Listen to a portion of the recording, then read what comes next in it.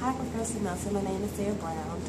This is my second attempt at sending my podcast. I sent it earlier, but the background was too white and blurry for you to be able to tell that I actually did do my PowerPoint presentation. The theory I chose is social constructionism.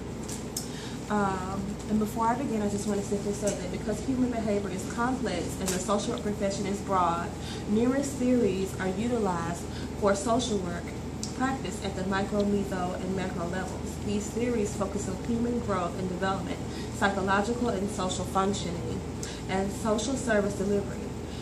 Some theories emphasize social and economic justice. All theories are evaluated and come out of the socio-historical context. Thus, all theories should be critiqued with attention to the cross-cultural applicability.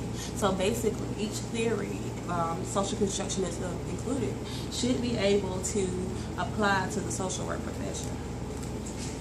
The focus of the theory: how social, cultural, and historical context shape individuals and the creation of knowledge.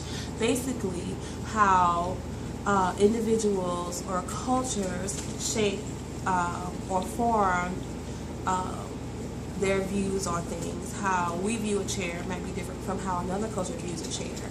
How we view saying hello might be different from how others view hello. I know that in some continents of Africa, you can't look the male in the eye when you're speaking. So that's completely different from America, where we look everybody in the eye, and if you don't, then it's considered rude or disrespectful.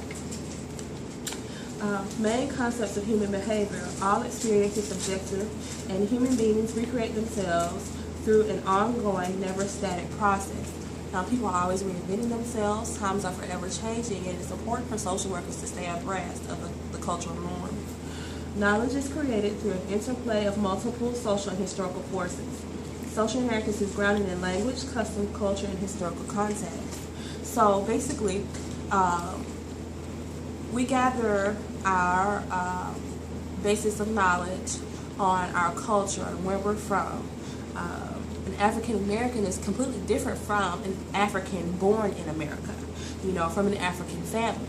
Their culture will be completely different because the African family was brought up in Africa, and depending on what country from that continent, they'll raise their children completely different from, let's say, just a black family who's quote-unquote African American.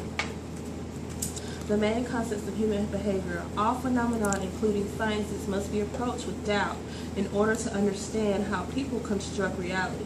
Humans are self-interpreting beings. We can't assume that we know anything about everything. We have to pretty much start from a blank slate, and in that way we can view other beings from this strange perspective. Some theories were Foucault, Berger, Luckman, and Gergen. Some practice implications: enhances understanding of individual and cultural connection. It's useful for understanding non-dominant and oppressed groups in a non-marginalized manner. Basically, we can see other cultures from their viewpoint if we apply social constructionism and go in not knowing, so to speak. We listen for cultured narratives. We approach practice with a stance of, like I said, not knowing. We view practice as mutual interchange because relationships have mutual influence. I influence you, you influence me. We both learn from each other.